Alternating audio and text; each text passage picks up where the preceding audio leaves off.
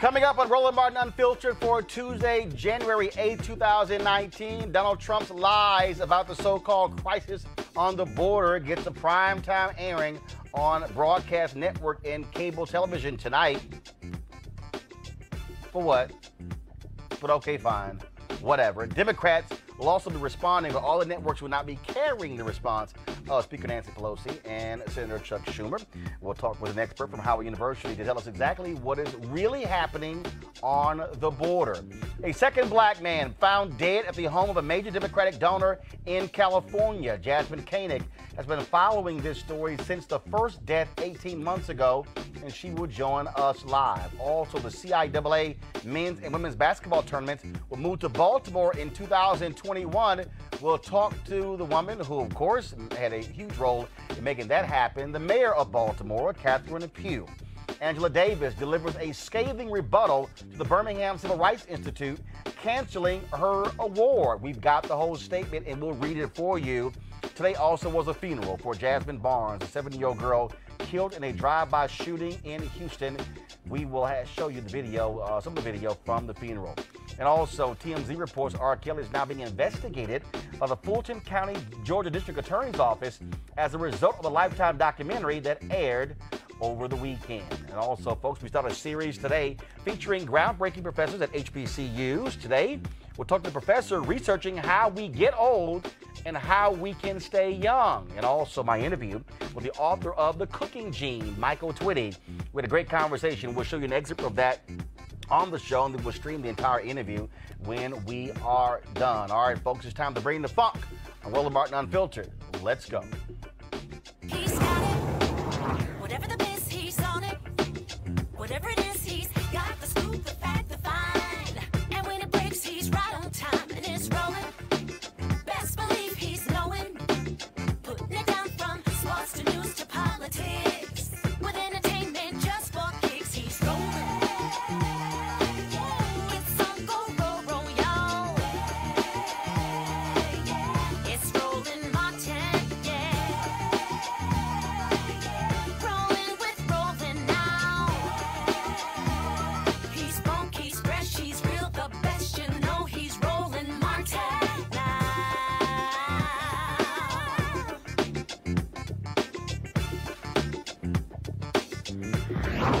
Martin. All right, y'all. Donald Trump is speaking to the nation tonight in a primetime address, or should we say lying to the nation tonight. Hey, where's my Trump Lives Matter stinger? Really? Are y'all falling asleep? Okay, find it, please. Seriously. Every single day. I know that. Okay, Jacob, my producer, goes every single day. Well, play the damn thing every single day. Okay, that's why we created the thing, to play it every day. All right, all the broadcast networks and all the cable networks caved into Trump's request to speak on his border wall. Now, remember, when President Barack Obama wanted to address the nation on immigration in 2014, the broadcast networks refused his request, maybe because he wouldn't tweet about him and dog him, but they went ahead and went along with Trump. Now, he is trying to salvage his campaign promise to build a wall, which Mexico is not paying for, even though he said Mexico was going to pay for it. He's also declaring there's a humanitarian crisis on the border, which we haven't been able to find. Now, to the extent there is a crisis on the border, Trump calls it himself with his zero-tolerance policy. Here to talk about the true situation on the border is Dr. Nyambi Carter from Howard University, who's currently working on a book about black opinion on immigration in the United States, in addition to studying President Trump's immigration rhetoric and its influence on voters. All right, Doc, let's get right to it. So earlier today, the White House signaled that he may declare this national emergency, which would give him the power to, I don't know what the hell, create this wall. But now they're backing off of that. So what do you make of all of a sudden there's this national security emergency due to the border, the southern border? Well, it's not an emergency. Really, the president has created the emergency, as you rightly pointed out. The truth is, most of the people at the border are seeking asylum. There are many children at the border who are no threat to the United States. And in fact, there are 2 children who died in U.S. custody from our poor behavior and our inability to actually house children in a safe manner. And we still have the children who've been separated from their parents earlier this year who are still awaiting reunification with their parents. So the crisis at the border is much overblown. And I think that's why he's backed off of declaring it a national security emergency. And so let's just be honest. This is Trump's attempt to gin up his base because conservative media attacked him when the Senate passed the budget that 100-0 to reopen the government, and he leaned on the House not to pass that in order to get money for the wall, which Mexico was supposed to pay for, but Mexico is not paying for. He wants American taxpayers to pay for, even though he lied and told us Mexico was going to pay for it. Right. Well, I mean, it was always a bogus promise, right? That was something he couldn't ever deliver. And I think the fact that most Americans don't understand basic civics, you can't compel a sovereign nation to pay for something in your country. Moreover, he can't compel Congress to give him the funding. That's why we're in a government shutdown right now. This was always about making the most base parts of his voter base excited because it's a white supremacist tactic at best. We also now know because we now have administration officials. You have Roger, who's that thug? Roger, what's his name? Roger, y'all know. Yeah. The Trump's thug. Roger Stone. Okay, like I give a damn who he is. Well, he's a thug. And he came out and said that they came up with this whole wall deal because Trump couldn't remember a damn thing. And so it's like, look, anytime you forget something, just say the wall, and the crowd's going to go crazy. So we know that that's really what this whole thing is about. It's not actually about an issue with immigration. I mean, this is about pressing the buttons to get his, frankly, white base fired up on the issue of it's them people who are calling us all these problems. Absolutely. And we have a wall. We have barbed wire. We have fence. The fact of the matter is it's a 2,000-mile border that we have with Mexico. The border with Canada is bigger than that. So it's really hard to secure that space. But you're exactly right, Roland. I mean, numbers of people coming into the United States have been declining for years, especially given the fact that we are in a recession economically. So this idea that everybody is clamoring to come to the United States is a falsehood. But it's more important to him that we push this narrative, that he pushed this narrative, right? That these brown people are coming to the United States and they're coming to take your jobs and they're coming to hurt you. I mean, he tried it with black people. Black people weren't persuaded by it, but that didn't stop him from saying it. And he's been saying it. And for white supremacists, this is basically kitty litter to them. Right? This is the kind of stuff that they want to hear. Keep America white and keep all those brown people out, and everything will work out fine. So he's supposed to speak for 7 to 8 minutes. I don't believe that for a second. I think he's probably going to forget what he's doing and go off on a tangent. It might be 15, 20 minutes. And then he's supposed to go down to the southern border on Thursday. Again, to me, it's more histrionics. This is somebody who is, frankly, this is all he has left. And I think even Republicans are getting tired of the drama because now we're seeing TSA people say, look, I'm going to quit because I gotta feed my family. Other individuals who are saying, I can't pay bills. And then for him to say, oh, I know how you feel. No, you don't. You've been rich your whole life. And so even so, I think you have members of his base who are realizing their lives are about to be impacted as a result of him not trying to keep the government open.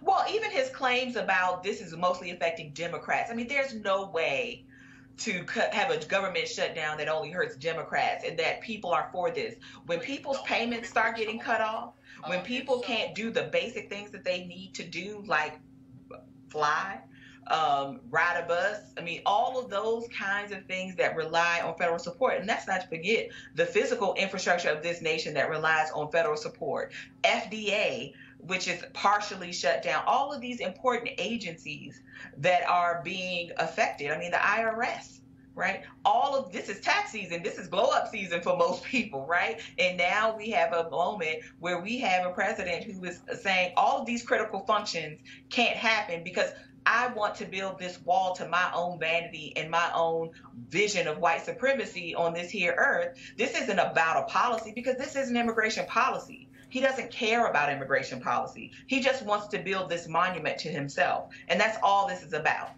All right, then. Well, Doc, we certainly appreciate it. Thank you so very much. Thank you, Roland. Thank you very much, folks. Dr. Deon B. Carter, Howard University. All right, let's go to our panel here in the studio. My far left, Dr. Julianne Malveaux, President Emerita and also economist, Bennett College. We have, of course, joining us, new as well. First, we got Malik, who's here. Did y'all actually forget to put Malik in here?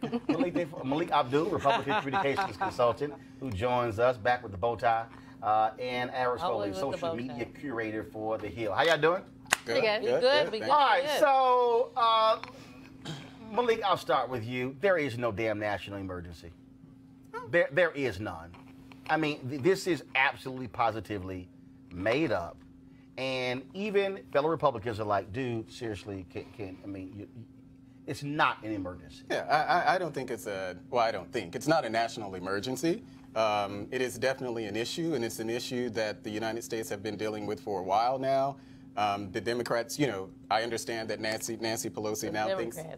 Well, I'm sorry, the country has been dealing with for a while, not Democrats. I understand that now, Nancy Pelosi thinks it's something that's immoral, despite the fact that the party supported it in 2006. So what we're talking about, and it's the same thing that I said the last time we were on the show, this is an issue of semantics at this point.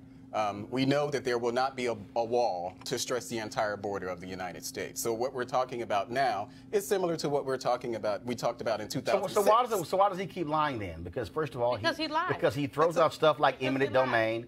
He throws out, we could just take the land. It's real easy to do so. When first of all, he clearly has not been there because it's not as simple. I mean, somebody who's a native Texan. I mean, if you actually see the video of the border, it ain't that simple. In fact, Aris and Julian, I'm gonna play a video in a second. There was a video that Beto O'Rourke put together. Oh, God. And when y'all see, what you mean? What it's called? It's called using a drone to show you what the border looks like, where it's not as simple to just go, yeah, you're gonna throw a wall up. Julian, go.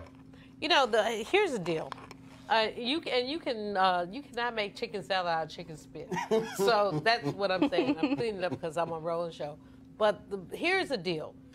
You cannot. You're going through people's property. Mm-hmm. You're looking at rivers and all this stuff. No, there's not going to be a wall. This man did not ever want to be a wall. What he is a wall. He's a wall in his brain that is just insane.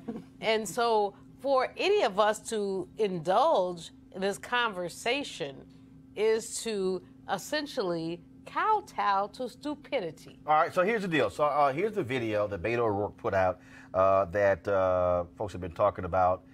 Because, again, I want y'all to actually see. Because when you hear all this stuff about, they'll show you, like, a piece of land where it's a desert. It's like, okay, so here's the wall. Okay, this is what most of the southern border looks like. So check this out.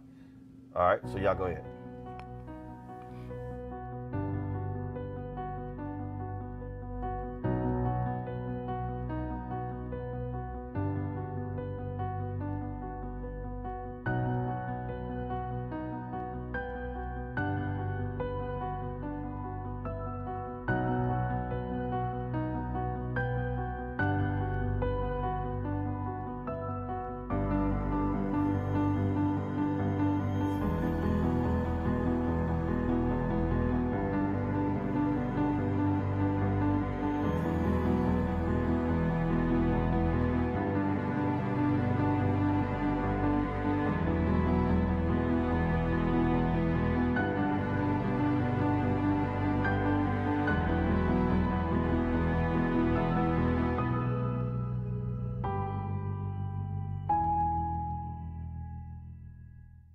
Aris, you can't put a wall right there. It's a river, okay? It's a river, and it's Mexico on one side and the U.S. on the other. You can't just say, I'm going to throw a wall up right there. Yeah. Well, I mean, I think what you said before, too, a big part of it is just pandering to his base. Even the primetime address tonight, it's probably very unlikely that Democrats, especially a Democratic-controlled House, will actually meet his demand for $5 billion for a border wall. But, I mean, cable news outlets are going to pick it up anyway because Trump is able to bring in ratings. That's what it is. It's and there's a eyeball. reason why Obama, also, I mean, we're entering the 18th day of the shutdown. I think the longest ever shutdown on record was 21 days in 1996.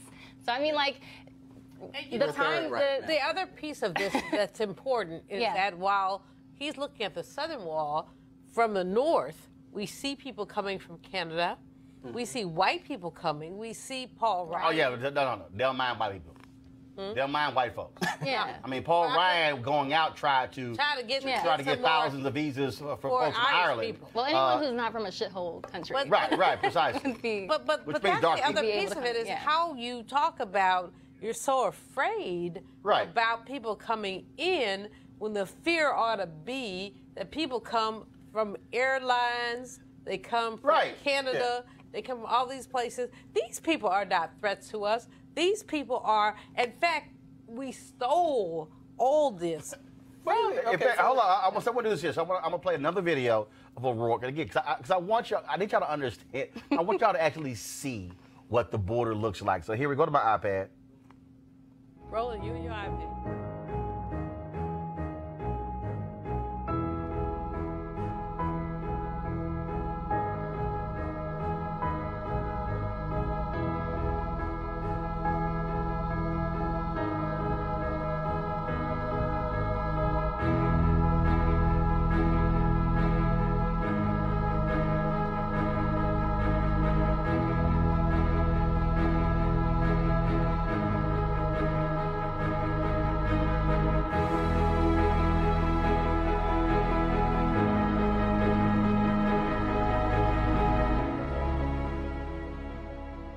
So again, what are we putting up? Well, so we already have a wall.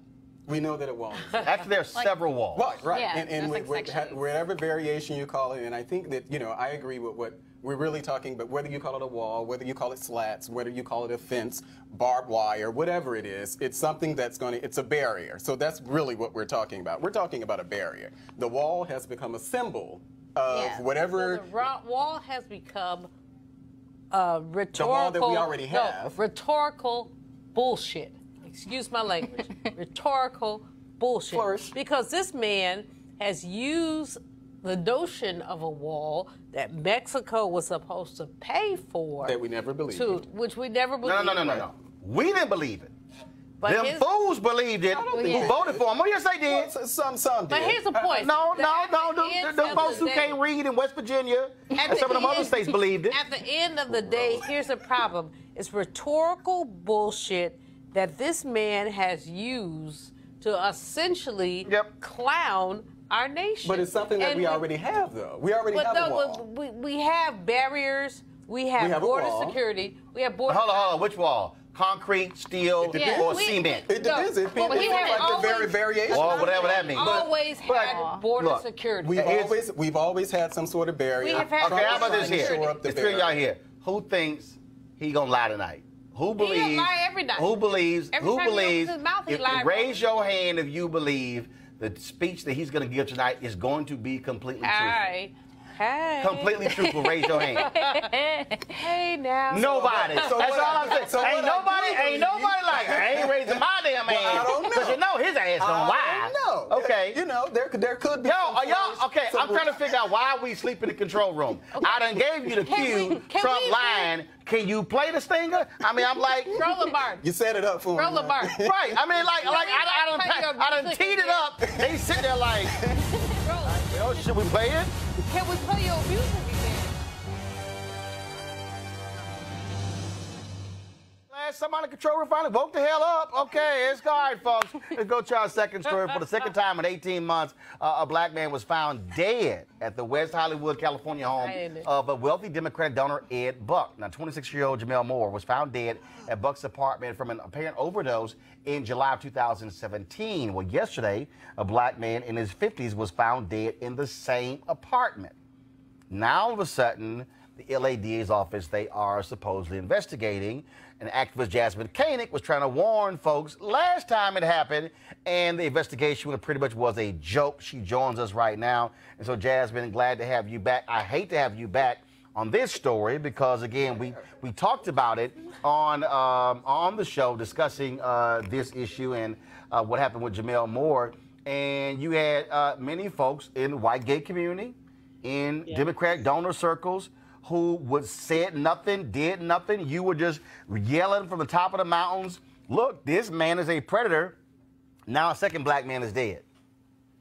And you know what? They're still saying nothing.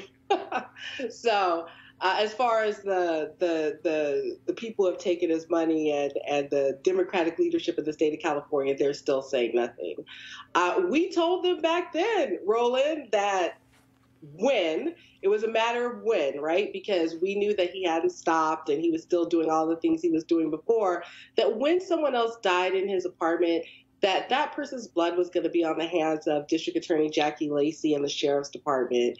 And, you know, it's such a tragedy. And, you know, he was not detained or arrested. So last night when folks showed up in front of his house in West Hollywood, his apartment, he was at home. Wow. So he very well could have a third, fourth, and fifth at this point because the man has not been detained or arrested or prosecuted for anything. So he literally, somebody else died and, oh, what, he's back in the place? First of all, did they properly remove stuff this time? I have no idea. I've seen one photo. It's just such a sad photo of this person's body being taken down the stairs from the apartment. And it just so much reminded me of Jamel Moore, who, by the way, it would have been 28 years old next Monday.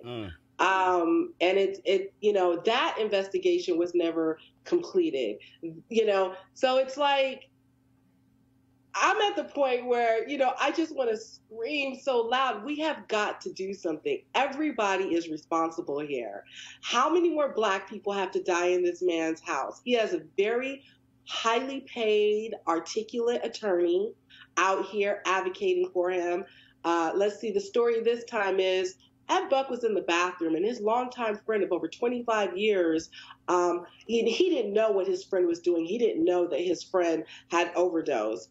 Which was very similar to the Jamel Moore story. I think with the Jamel Moore story, he said that Jamel was in the bathroom and he had no idea what Jamel was doing in the bathroom.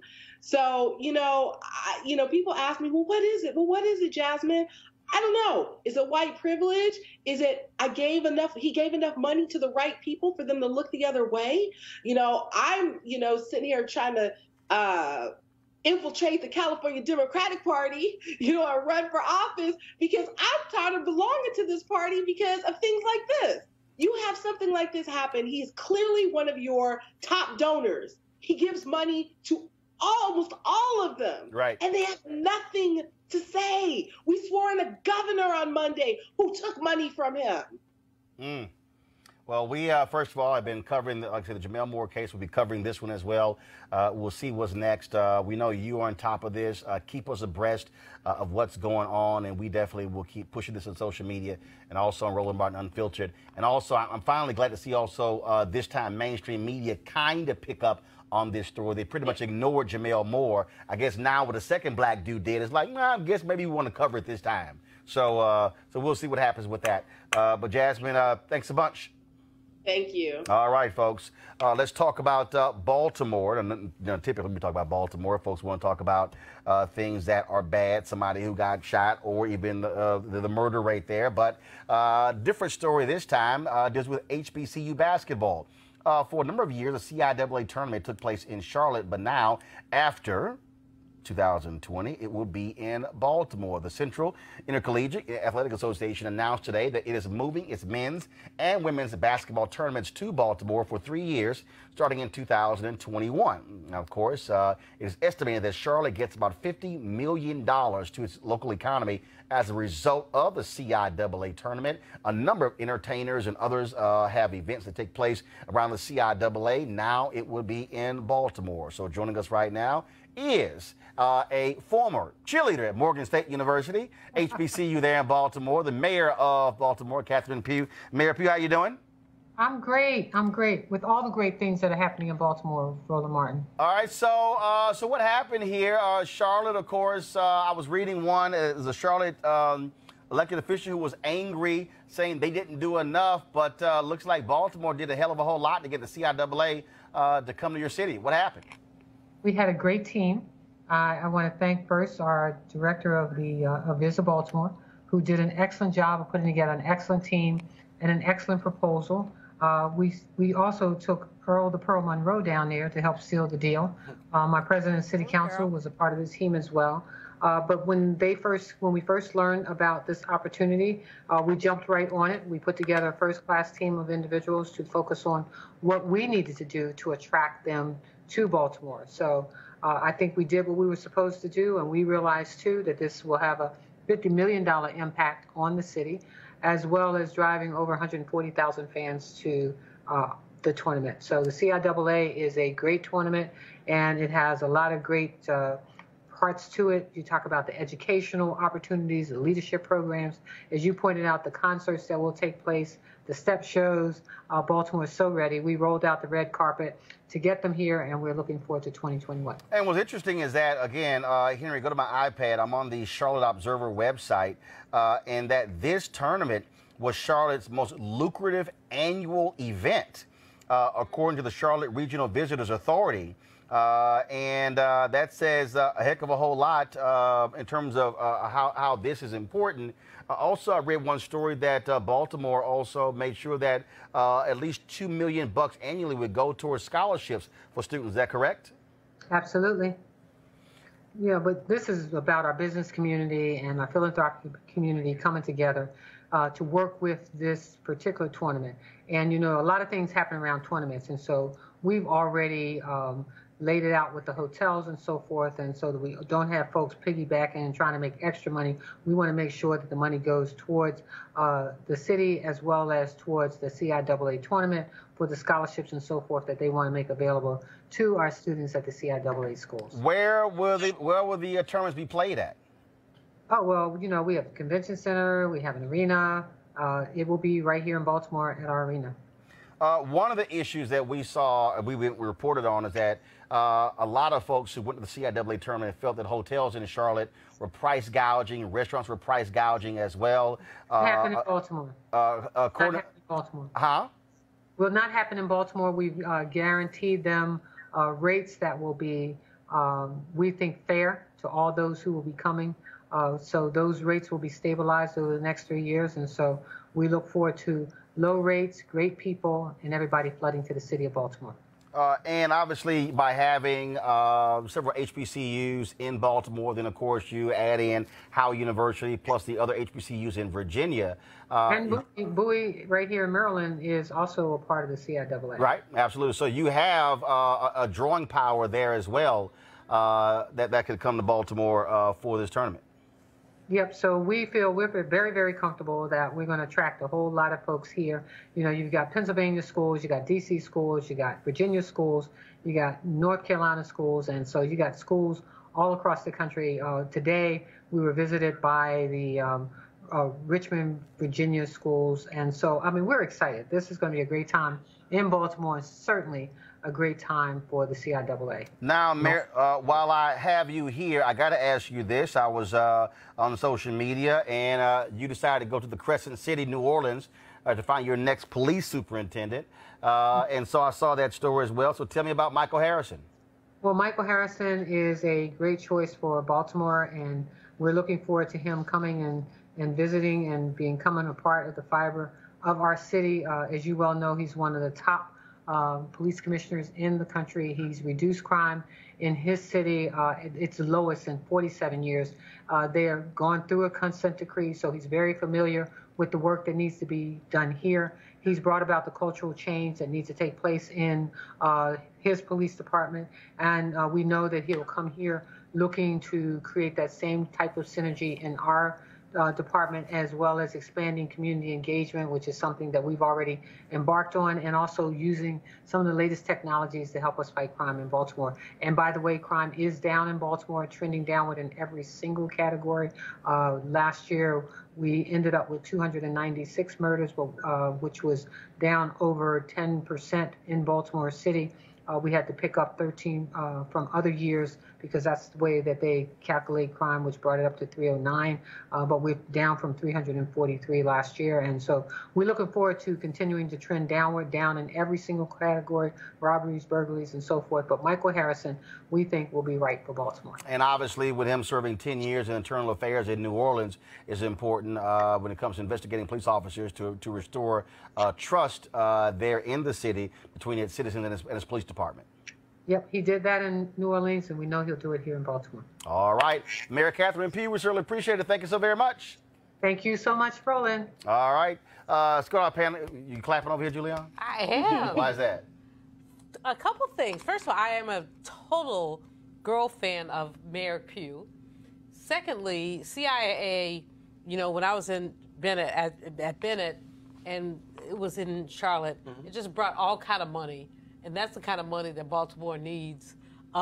She is just such a rock star. Yeah. I mean, I don't mean to gush much. You don't mean to, but you do. But I do. But you are. Hey. Yeah, But I'm just excited for Baltimore. I think that, you know, with Morgan and Bowie and the whole DMV stuff, it's bringing it. Well, I think different that, way. and that's why I made the point about, like I say, I was a black state official in Charlotte right now who is not happy. I imagine. But you know what? When I say he's not happy, he's not happy. He believes that the Convention Bureau did not do a good enough job, did not put enough money up. I think that Charlotte they tried to go up to 1.7 million for the scholarships. Baltimore topped him by 300,000. But the other deal is this also shows the power of black dollars. Yeah, definitely. And you cannot make chicken salad out of chicken spit. Go ahead. Well, no, to carry off of all these points, no, it's just really good to see such a positive news story come out because Baltimore is one of those cities where it's majority black, and it's also been, a lot of Baltimore neighborhoods have been threatened by gentrification, just like a lot of major black towns. Yeah, DC. And this is like one of those great stories to see because it's probably going to bring in a lot more jobs for black people.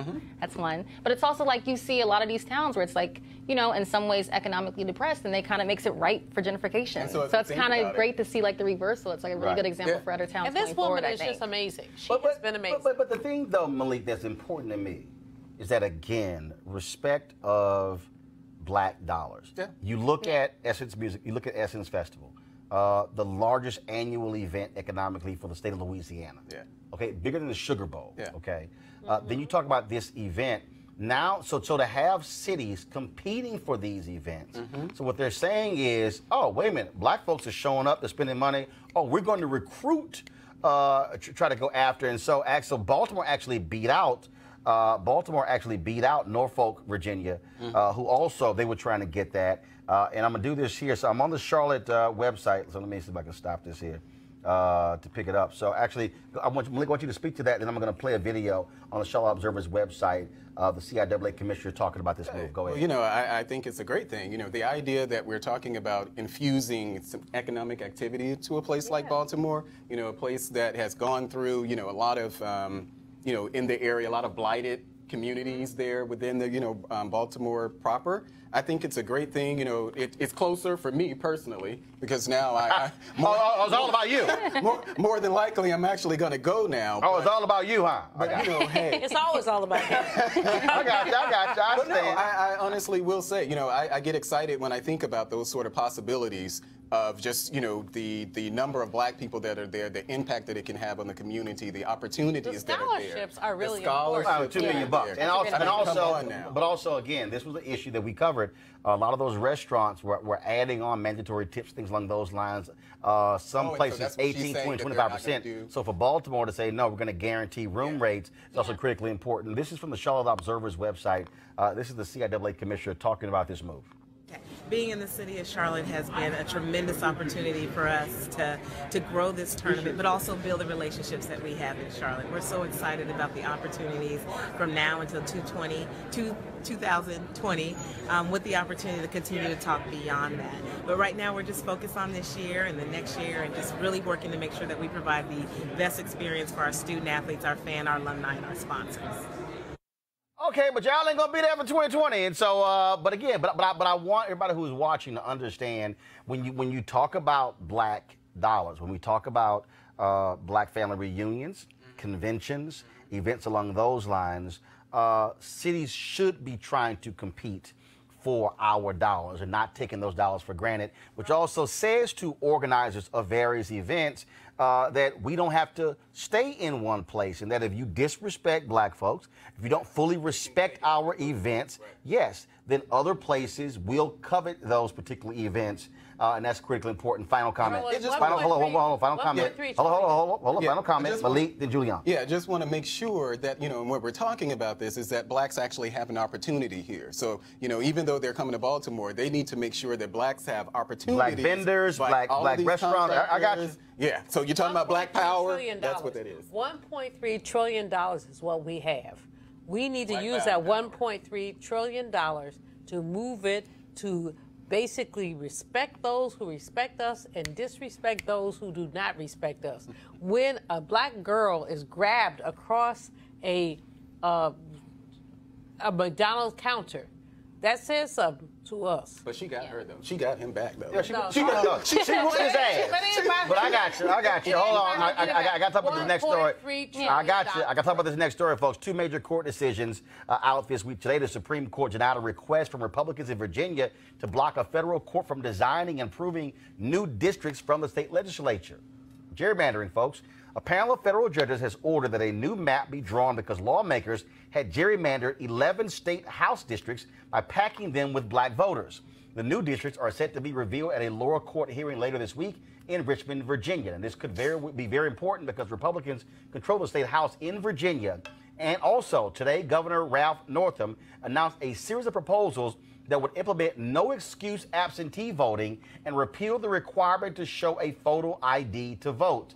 These measures are more likely to pass if Democrats control both houses. Now, the other decision from the U.S. Court of Appeals for the 3rd District is on a case that goes back to 1982. In that year, a district court ordered that Republican National Committee cannot engage in ballot security measures which were designed to intimidate minority voters from voting. As you can imagine, the Republican National Committee has been trying to get this order overturned, and now they have. And the Republican National Committee will now have free reign to engage in whatever voter suppression tactics, if things existed, that the law will permit. Now, the court order had kept some of this behavior in check. With Donald Trump now in firm control of the RNC, now we have other issues. This is important. Now, I'll start with you. This is important because you look at the issue of Virginia, when you talk about now making it easy for folks to vote. This country talks about democracy. Oh, how we love democracy, but makes it difficult for folks to vote. New York State, folks are targeting New York State, where you would think that it's so-called blue state. They have the worst voting laws in America. Right. And so finally, and also we're seeing, of course, the first bill that Congress, Democrats in control of the House, are proposing, deals with the issue of voting as well. This should be a no-brainer for both sides, but one side does not want there to be easier access to the ballot box than the other. Right, definitely. I mean, and I think, you know, just going off of what the Northam thing too, about the package of legislation that he was able to pass. I mean, just a lot of election experts say that a lot of the stuff that, you know, a lot of these things that would give minorities more rights to vote, like a lot of minorities, especially like minorities, black minorities, tend to vote Democratic. So it could seem why there are a lot more people who align, a lot more Democrats who align with issues that would propel or get more black people into the ballots, are Native Americans, like especially given this past election cycle and how voting rights was at the center of the discussion, given allegations of voter suppression in Georgia, North Dakota, when it came to Native Americans who were not being able to vote because they weren't either their I think their tribal IDs. Yeah, absolutely. They had rushed to get them made. Right. And Malik, this is where, again, I keep saying to Republicans, if you keep trying to keep folks from voting, you ain't going to get black votes. Well, I will say one thing. You know, I don't think that this is a Republican thing. I don't think that Republicans, as the party, I don't think that we are into voter suppression. Yes, they are. No, yes, they are. No, I mean, Don, you can sit here. Members of the party are, but I don't think that the party itself. Hold up. Members of, that's the party. party. No, that's to say that what happened. What are you talking about? With all due respect, and I want to respect you, but with all due respect, let's just deal with this bit. I'm wearing this shirt for a reason. Let my people vote. Vote. That's not a position of the Republican Party. What the hell happened in North Carolina where MFs went and took people's ballots? Yeah, but we're talking about North Carolina. No, we continue to talk about actually, North Carolina, Georgia, North Dakota, Virginia, Maine. You can't add Georgia to North Carolina because the situations are not the same. But the situations are not the same in North Carolina. But Malik, hold on one second. But Malik, it's real simple. Anytime there's a discussion about expanding access to the ballot and not expanding it, the people who are on the side of expansion of the ballot are Democrats, and the people who are likely on the side of trying to limit access are Republicans. Right. And how come everybody? One second. Multiple states. Yeah. So there's a whole idea of like, well, it's not the party. It's not individuals. The party, no. Okay, it happens to be a lot of individuals who call themselves Republicans in different states all across the country. And then when you add them all together, that's called the Republican Party. Yeah, but let me ask you this. Hold on, one second. Finish, make your point. It's applicable to both parties. I mean, you can actually have. I can cite off things that are. Democrats generally advocate for that Republicans generally don't. So we can go down the list of things. Wait. What? Well, let's start with the border. Let's start with No, Julian, stop. But you can't Malik. So let's talk about border security. Show me, Democrats and Republicans are on two different sides of that. No. We're discussing voting. Yeah. Show me the examples where Republicans are talking about expanding access to the ballot. Take your time. Well, I'm sure there are some examples. Well, no, but give me one. No, give me two. Give me two. I don't have them. Okay, give me one. I don't have them off the top of my head. You don't have one? I don't have them. Bro, you don't have one? It's an entire country. No, I don't have out of all 50 states, you can't find one. I was not prepared to talk about a case where Republicans That means there are none. So, Roland, here's the deal. 30 seconds, go. These people would like to constrict the opportunity for people to vote. That's what it. No, not some people. Okay. Your people. All right. This is all I'm saying. Okay. So between now and the next time you come on, find me two. What? When it comes to voting, where Republicans are working. No. Where Republicans are have ideas to expand access to the ballot. So take your time. It's gonna be a little rough. It won't take long. It's gonna take a long time. Again, okay. What does this say? Let my people vote. And speaking of voting, folks, today nearly 1.4 million people in Florida were eligible to register to vote today. I'm going to show you a video of Desmond Meade. Of course, he was a brother who led the effort. It took him a decade to actually to get this ballot initiative passed. For the first time, he was able to register to vote today. It was quite emotional. Here's that video.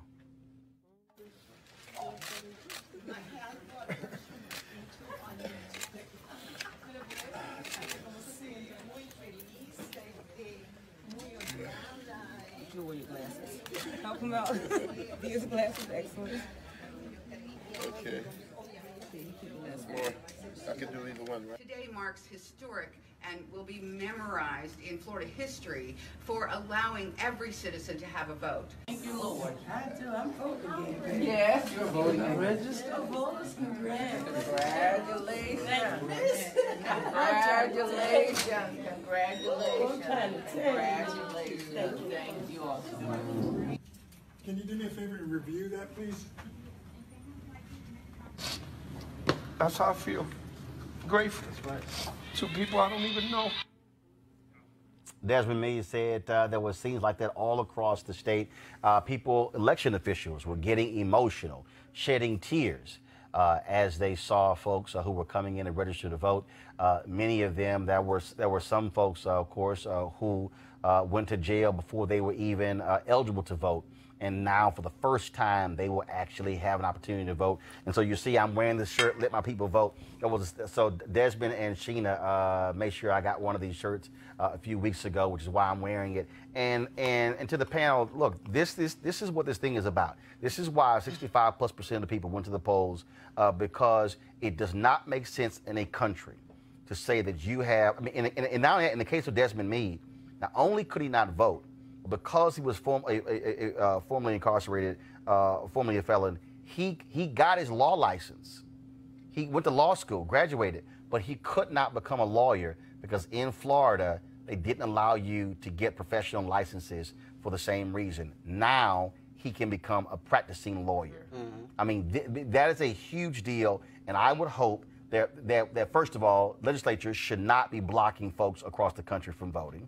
Right. And in many of those cases, Malik, they are Republican legislatures. Mm-hmm. Fact. Mm-hmm. And so this is a perfect example where Republicans, if they want to say we believe in second chances, they should be making sure that people have the right to vote. Yeah, I mean, we've talked about, as far as voter suppression, we've talked about it on this show before. I've expressed my feelings about it. I don't agree with any efforts. You know, some things that some people may feel more strongly about. You know, I don't. You know, so as far as like voter ID laws and things like that, I'm not as just so opposed to voter ID laws. I don't think there's a I don't have the same position as a lot of people as far as voter ID laws, but you know what we're talking about with this guy here. You know, if you've served your time, and I know some states, some states don't allow you to. You know, there's a period of time after you are released that you're able to vote. But I think that once you've served your time, I think that you should be able to vote immediately. I think you should have those rights restored. Mm-hmm. And I think that is definitely something,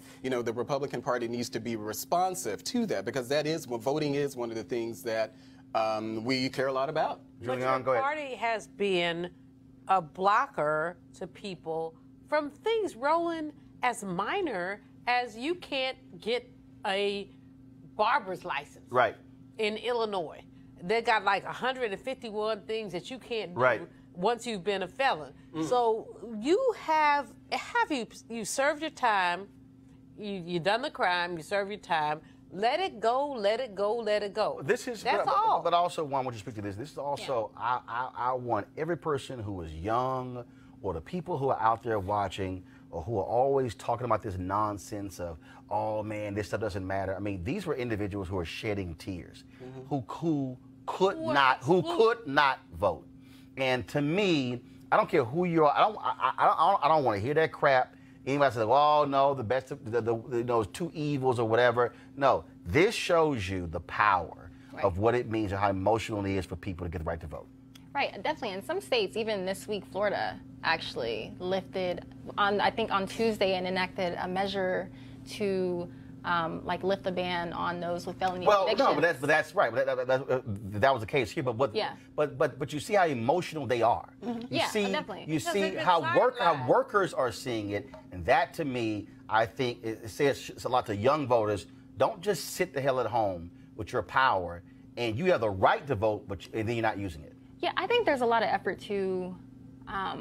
Just having a lot of black family members who also didn't vote in this past midterm election, who also didn't vote in the presidential election. I think sometimes, again, voter suppression efforts aren't just to block black people from voting in general, but also to make them. No, they're there to block a lot of people, because first of all, voter suppression efforts are not just young black folks. They're also targeting young white voters, targeting elderly voters as well, but just poor folks, people, and so that's what's going on. People who are not, when they decide that you can't, that you move a voting place 20, 30 miles. Oh, no, in the case of Wisconsin, where the clerk said she purposely moved the early voting location because there were too many young people who voted Democrat in the previous election. She moved it to a far out place, was hard to get to with a small parking lot. So even if you did go out there, to dissuade you from voting, because if the lines were there, you would get frustrated and leave. We saw that happen in Ohio, other states. And so those are the kind of legal tactics that are used, to me, that are not proper. I got to go to a break right now. We come back, we're going to talk about Jazmine Barnes, 7-year-old shot to death in Houston, laid to rest today. And we'll discuss that when we come back. Roland Martin Unfiltered. You want to check out Roland Martin Unfiltered? YouTube.com/Roland S. Martin. And subscribe to our YouTube channel. There's only one daily digital show out here that keeps it black and keep it real. It's Roland Martin Unfiltered. See that name right there? Roland Martin Unfiltered. Like, share, and subscribe to our YouTube channel. That's YouTube.com/Roland S. Martin. And don't forget to turn on your notifications so when we go live, you'll know it. Folks, 7-year-old Jazmine Barnes was laid to rest today in Houston. She was a 70-year-old girl shot in her mom's car as the family was out for a morning coffee run. Now, 2 men are in custody in relation to the shooting. The family opted for an open casket viewing before the funeral, and nearly 1,000 people attended the ceremony. Speakers included Congresswoman Sheila Jackson Lee, Harris County Sheriff Henry Gonzalez, and Houston Mayor Sylvester Turner. Jazmine's casket had on its side the words Jazmine Jazzy Faye Barnes, which was her nickname. She was a girl who loved playing, singing louder than the radio, and also giving out hugs. And so, again, 7-year-old laid to rest. There's a photo right there of her casket coming out of the church, and our prayers certainly go out to the family of Jazmine Barnes. Folks, TMZ is reporting that the Fulton County District Attorney's Office in Georgia has now opened an investigation into the abuse claimed by women featured in the Surviving R. Kelly documentary series that aired on Lifetime. At least 2 women have told TMZ that they have been contacted by investigators from the DA's office. And of course, remember, we had the Fulton County DA on the show last week, and so we'll certainly keep you abreast of what happens in that particular case. Also, let's talk about what happened in Charlottesville. One of those white supremacist thugs who beat up African Americans there is headed to prison. That's right. He has been convicted, and this is critically important. Now, remember, Donald Trump talked about there had good people there. Well, one of those folks, one of these thugs who beat up DeAndre Harris, was sentenced to 20 years in prison. There's a catch. Most of the sentence was suspended. He only had to serve about 3 years and 10 months. Now, if he misbehaves in prison, he'll go the full 20. Daniel Borton of Ohio told the judge before the sentencing that he was sorry and he apologized to Harris. Maybe he should have thought of that while he was beating the hell out of Harris, as you saw in that video right there. Talk about, man, a ridiculous case. But hey, good people on both sides. One of those folks is also headed to prison. Now let's talk about Birmingham and the Birmingham Civil Rights Institute. They are trying their best to stay quiet and ignore their decision to rescind the Fred Shuttlesworth Award that was supposed to go to Birmingham native Angela Davis. Well, that's not going over quite so well. The CEO, as well as the board chair and the board members, none of them still are speaking. They've been called out by lots of folks as a result. We're rescinding that award because various Jewish groups and organizations in Birmingham and beyond protested the award going to Angela Davis because of her support for a boycott of Israel. Now, Angela Davis, she has responded. First of all, she says she was actually stunned by the decision by the Birmingham Civil Rights Institute to rescind the award. She also released this statement. On Saturday, January 5th, I was stunned to learn that the Birmingham Civil Rights Institute Board of Directors had reversed their previous decision to award me the Fred Shuttlesworth Human Rights Award. Although the BCRI refused my request to reveal the substantive reasons for this action, I later learned that my long-term support of justice for Palestine was at issue. This seemed particularly unfortunate given that my own freedom was secured and indeed my life was saved by a vast international movement. And I have devoted much of my own activism to international solidarity and specifically to linking struggles in other parts of the world to U.S. grassroots campaigns against police violence, the prison industrial complex, and racism more broadly. The rescinding of this invitation and the cancellation of the event where I was scheduled to speak was thus not primarily an attack against me, but rather against the very spirit of the indivisibility of justice. I support Palestinian political prisoners, just as I support current political prisoners in the Basque County in Cataluna in India and in other parts of the world. I have indeed expressed opposition to policies and practices of the State of Israel, as I express similar opposition to U.S. support for the Israeli occupation of Palestine and to other discriminatory U.S. policies. Through my experiences at Elizabeth Irwin High School in New York City and at Brandeis University in the late 50s and early 60s, and my subsequent time in graduate school in Frankfurt, Germany, I learned to be as passionate about opposition to anti-Semitism as to racism. It was during this period that I was also introduced to the Palestinian cause. I am proud to have worked closely with Jewish organizations and individuals on issues of concern to all of our communities throughout my life. In many ways, this work has been integral to my growing consciousness regarding the importance of protesting the Israeli occupation of Palestine. The trip to Birmingham, where I was born and raised, to receive the Fred Shuttlesworth Award was certain to be the highlight of my year, especially since I knew Reverend Fred Shuttlesworth personally and attended school with his daughter Patricia, and because my mother, Sally B. Davis, worked tirelessly for the BCRI during its early years. Moreover, my most inspirational Sunday school teacher, Odessa Woolfolk, was a driving force for the Institute's creation. Despite the BCRI's regrettable decision, I look forward to being in Birmingham in February for an alternative event organized by those who believed that the movement for civil rights in this moment must include a robust discussion of all of the injustices that surround us.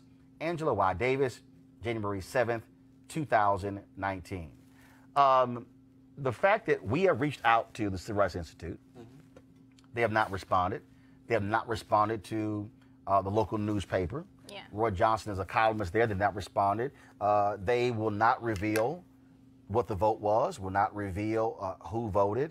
Also, folks, yesterday I showed you their website, which showed that Senator Doug Jones was on his board of directors. I texted him last night, actually during the show. He responded after the show and said that he had resigned from the board of directors when he announced his candidacy for the U.S. Senate in May of 2017. So he's no longer on the board of directors. So he was not a part of that board vote on Friday. But it is still crazy to me for a Civil Rights Institute in Birmingham to make a decision to give her this award. Because she'd be the perfect recipient. And then come back and say, well, no, we're going to rescind it. Right. No, I mean, and the reason that they're rescinding the award, I mean, she's long been an advocate, obviously, for civil rights, not just in the U.S., but also for other communities that she's deemed oppressed across the entire world. She even, in 2015, I think she wrote a book. It was a compilation of essays and speeches, and it was about like the struggles between, the connections of struggles between state violence and just oppression around the world. Well, so all of this was known before. So that's right, what's so crazy to me. She's long been an advocate, Exactly. yes, for And, this. you know, so it's really just a Davis backlash, and it's kind No, of hold on, finish it. It's just, I mean, for lack of a better word, it's kind of corny. Like, I can't think of another way to describe it. Go ahead. It's kind of corny. You know, I, a native San Franciscan, was there when Angela stood with all of her work. She's a lodestar for me. I know her personally, but also I begged Cecil Williams in 1969. Right. I begged him to go to visit her in jail, and he didn't let me go.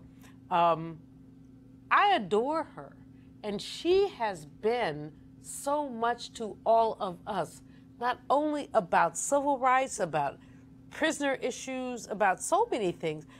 To do this is a slap in all of our faces as black women, and we black women have been slapped too often in this last year. Malik? This is a slap in the face. Oh. She deserves this award. Fred Shuttlesworth was a icon. Right. It is so amazing that they would do this. Let me stop because Malik? Yeah, so this is, and we've talked about it here. We talked about it with the Mark Lamont Hill comments. We talked about it with Kevin Hart. This is the climate that we're in. So what we're talking about here is that some people were offended by things that she said. But so And what? we say some people. First of all, the mayor of Birmingham made it perfectly clear that there were Jewish organizations and individuals, clearly who are funders of the museum. Mm-hmm. The problem is the museum refuses to say specifically what The her. Jewish What, people get to stomp one their second. foot. The museum specifically refuses to say what she specifically said. Right. In her own letter, she said she inquired they wouldn't tell her. Mm-hmm. Okay, how do you not tell the very person who you are rescinding? That makes no sense to me. Malik, please finish. Yeah, so I don't know, what the rationale was, but this is one of those instances where But people were offended because we're the climate that we're in now. Who gets to say that? Who gets to claim being offended? Right, by and that's something? that's what is angry. Look, I've talked to a lot of black people in Birmingham. But here's the deal. And hold on, 1 second, Julian. There are black people in Birmingham who are angry, who are upset. The mayor. That no, not just the mayor. I'm talking about there are black people who she is from there. Dr. Davis. Who has known her. Black people who have supported the museum. Black people who have given to the museum. And then, so not only do you rescind the award, you cancel the event, and then you are hiding your face because you won't even come out and own up to it. And that, to me, is more offensive. Final comment. To be in favor of Palestinian human rights is not to be anti-Semitic. That's all I have to say. But also have the guts to tell her why you were sending the award. You owe her that. All right, folks. Time for HBCU Giving Day. Roll it.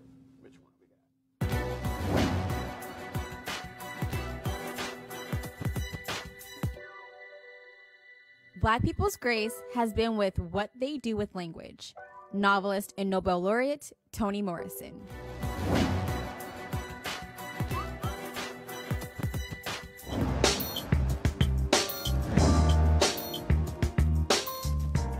All right, y'all, Giving Day. Coahoma Community College in Clarksville, Mississippi, established in 1924, becoming the first agricultural high school in Mississippi for African Americans. Under the existing separate but equal doctrine, the junior college curriculum was added in 1949, and the name of the institution was changed to Coahoma Junior College and Agricultural High School. If you want to support, please support coahomacc.edu, coahomacc.edu. All right, folks, when we think of HBCUs, we often think about homecoming of sports, school spirit, things along those lines, but focus should also be on academics. Well, folks at AT&T in their Dreaming Black initiative wanted to focus on HBCUs, and so we decided to visit 4 HBCUs and talk to professors there who are doing some great work. Take a look. Here's Bowie State.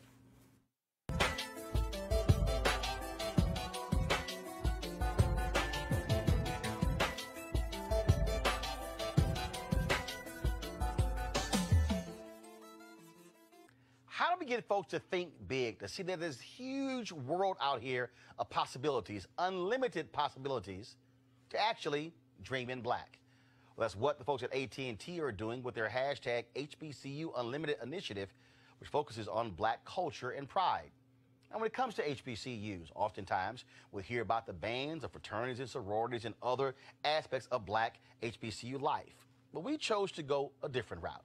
We wanted to focus on HBCU professors who are doing innovative work and expanding the horizons of their students. I teach at Bowie State University Intro to Biology for majors and non-majors, General Genetics for majors, Heredity for majors and non-majors, and freshman and senior seminars. My research is around aging and skeletal muscle. I am by trade a human geneticist, but my research is aging skeletal muscle, and then I mentor students because I want them to be better than I was and to have a role plan and not have to make the same mistakes. So. All right, so when you say aging,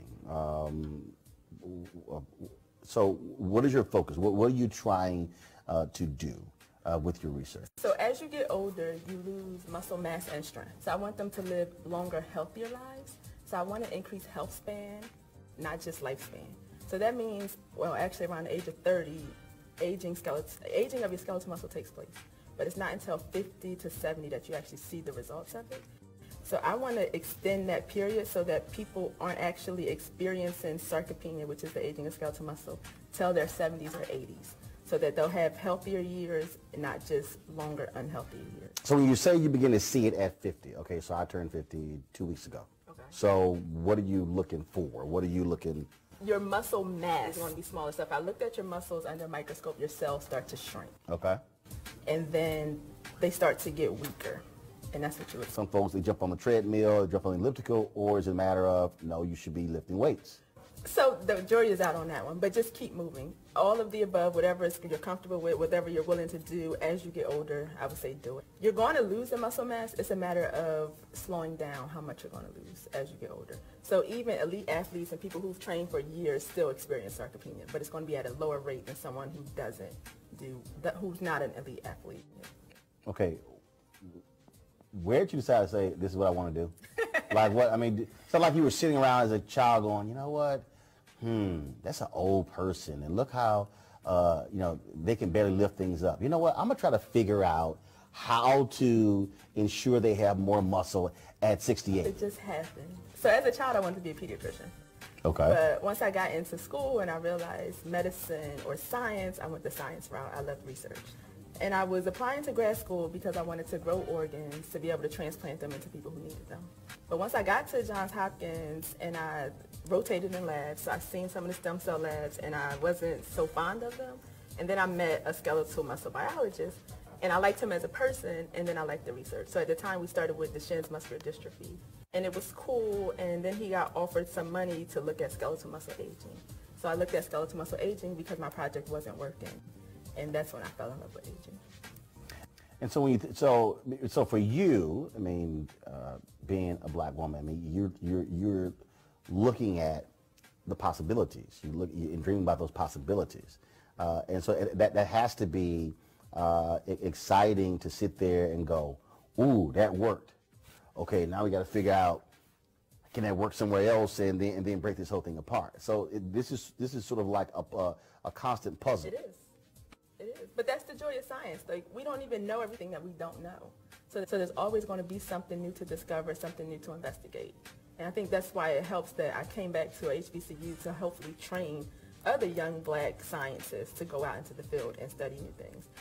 And it also because there's not a lot of scientists who study diseases that affect African Americans or even have African Americans as subjects to see things that ails us.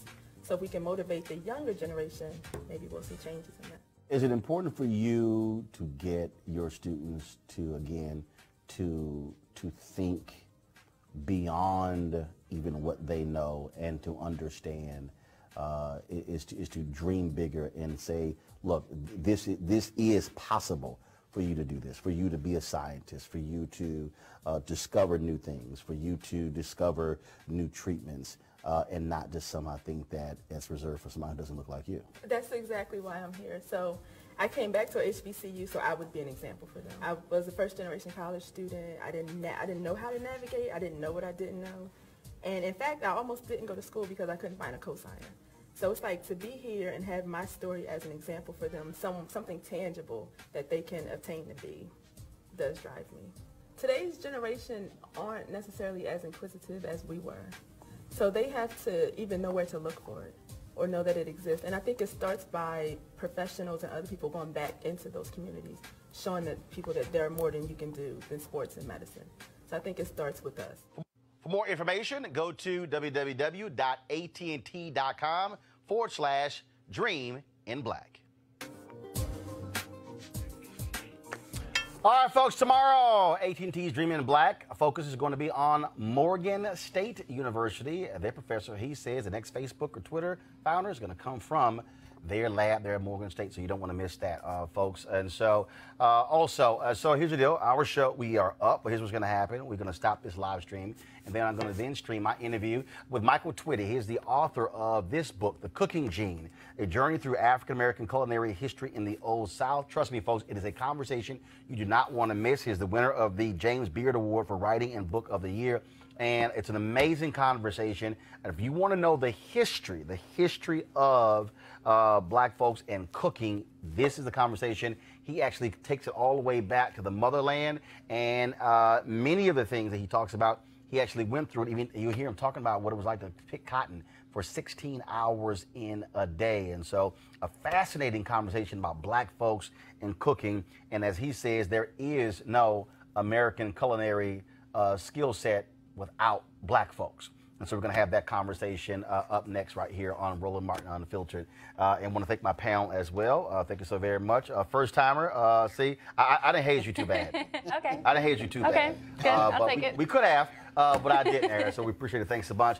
And folks, we want you to also support Roland Martin Unfiltered by going to RolandMartinUnfiltered.com. This is critically important because here's the piece. How many other shows out there are you actually going to see a 5-minute story on an HBC professor? Take your time. You'd probably be able to answer that question when Malik can give me the number of times Republicans would expand the access to the ballot. And so also, a 45-minute interview up next with Chef Michael Twitty. This is why we do this, to give our, of course, to speak to our issues and our stories.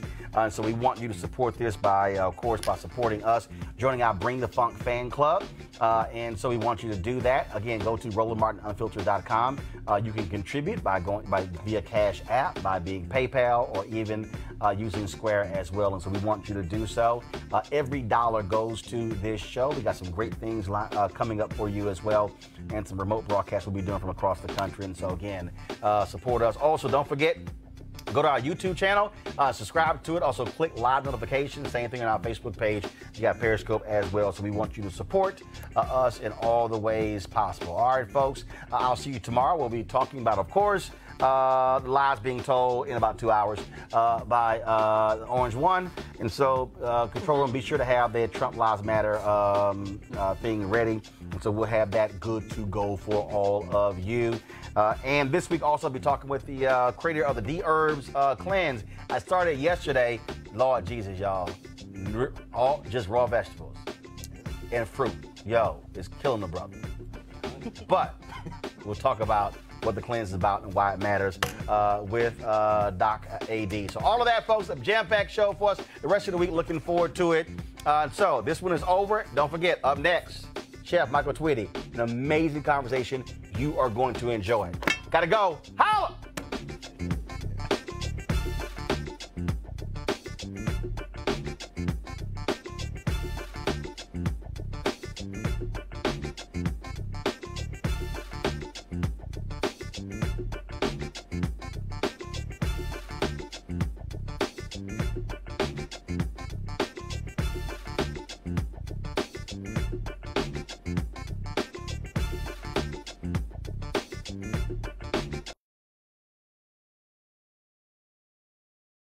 You want to support Roland Martin Unfiltered? Be sure to join our Bring the Funk fan club. Every dollar that you give to us supports our daily digital show. There's only one daily digital show out here that keeps it black and keep it real as Roland Martin Unfiltered. Support the Roland Martin Unfiltered daily digital show by going to RolandMartinUnfiltered.com. Our goal is to get 20,000 of our fans contributing $50 each for the whole year. You can make this possible. RolandMartinUnfiltered.com.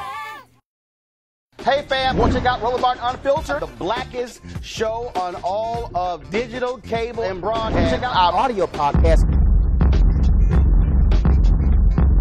There's only one daily digital show out here that keeps it black and keep it real as Roland Martin Unfiltered. Press play. You want to check out Roland Martin Unfiltered? YouTube.com/Roland S. Martin. And subscribe to our YouTube channel. There's only one daily digital show out here that keeps it black and keep it real. It's Roland Martin Unfiltered. See that name right there? Roland Martin Unfiltered. Like, share, and subscribe to our YouTube channel. That's YouTube.com/Roland S. Martin. And don't forget to turn on your notifications so when we go live, you'll know it.